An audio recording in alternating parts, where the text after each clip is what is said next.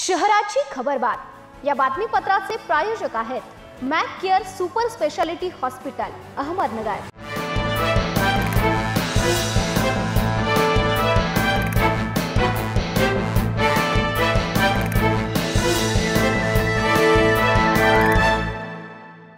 नमस्कार, मी पूनम न्यूज 24 सह्याद्रीमध्ये आपलं स्वागत। पाहूयात नगर शहरातील महत्त्वपूर्ण बातम्यांचा आढावा। शहराच्या खबरबातमध्ये गळफास घेऊन 27 वर्षीय तरुणाने आत्महत्या केल्याची घटना बुधवारी नगर तालुक्यातील खोसपुरी शिवारात घडली आहे। भगवान भाऊसाहेब हारेर असे मृत तरुणाचे नाव आहे। नगर ते छत्रपती संभाजीनगर रस्त्यावरील खोसपुरी शिवारात एका वीटभट्टीजवळ भगवान हारेर या तरुणाने झाडाला गळफास घेतला। दरम्यान हा प्रकार उघडकीस आल्यानंतर सिव्हिल हॉस्पिटलमध्ये तरुणाला उपचारासाठी दाखल करण्यात आले होते, मात्र उपचारापूर्वी तरुणाचा मृत्यू झाल्याचे डॉक्टरांनी सांगितले। MIDC पोलीस ठाण्यात अकस्मात मृत्यूची नोंद करण्यात आली आहे। पत्नीला बेदम मारहाण करणाऱ्यावर तोफखाना पोलीस ठाण्यात गुन्हा दाखल करण्यात आला आहे। पायल कमल कोहली यांच्या तक्रारीवरून पती कमल परविंदर कोहली यांच्यावर गुन्हा दाखल झाला आहे। कमल यांनी पत्नी पायल यांना किरकोळ कारणावरून लाथाबुक्क्यांनी मारहाण केली, तसेच भांडण सोडवण्यासाठी कमल यांची आई आली असता यांनाही दमदाटी केल्याने तक्रारीत म्हटलं आहे। गुन्ह्याचा तपास तोफखाना पोलीस करत आहेत।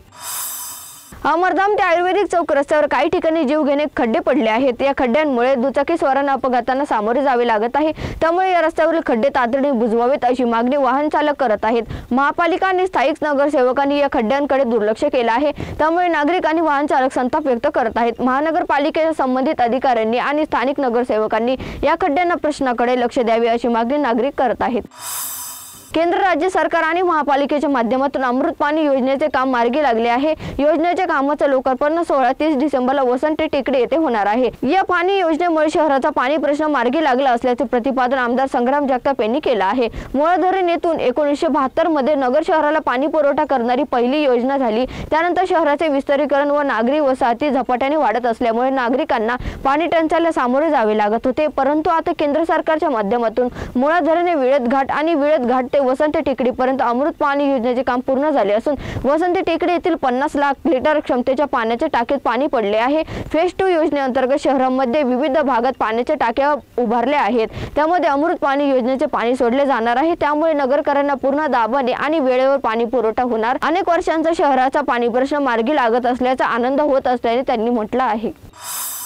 मैत्रिणीसोबत चौकात उभे असलेल्या तरुणाला उचलून नेऊन मारहाण केल्याची सोमवारी प्रोफेसर चौकात संध्याकाळी 5 वाजेच्या सुमारास घटना घडली आहे। त्यानंतर तरुणाला दुचाकीवर बसवून कल्याण रोड परिसरात नेण्यात आले, तिथेही त्याला मारहाण करण्यात आली। सर्जेपुरा येथील सलमान फारुख शेख याला मैत्रिणीचा फोन आला, त्याला भेटण्यासाठी तिने प्रोफेसर चौकात बोलवले। तो मैत्रिणीला भेटण्यासाठी चौकात गेला। दोघे नाश्ता करण्यासाठी गेले असता तिथे एक व्यक्ती आला, त्याने नाव विचारता सलमानला लाथाबुक्क्यांनी मारहाण केली। काही वेळाने आणखी काही जण तिथे आले, त्यांनी सलमानला मारहाण करीत बळजबरीने दुचाकीवर बसवले। दुचाकीवरून त्याला कल्याण रोडवरील पुलाजवळ नेण्यात आले, तिथेही त्याला मारहाण करून काट्यात ढकलून दिले। जखमी अवस्थेत सलमान कसाबसा पोलीस ठाण्यात आला। पोलिसांनी त्याला उपचारासाठी जिल्हा रुग्णालयात पाठविले। त्यांनी दिलेल्या जबाबावरून तोफखाना पोलिसांना गुन्हा दाखल करण्यात आला आहे।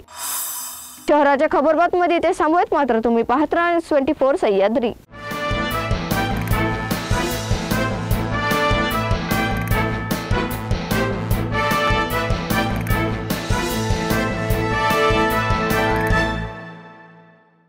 शहराची खबरबात या बातमीपत्राचे प्रायोजक होते Mac care super speciality hospital Ahmednagar.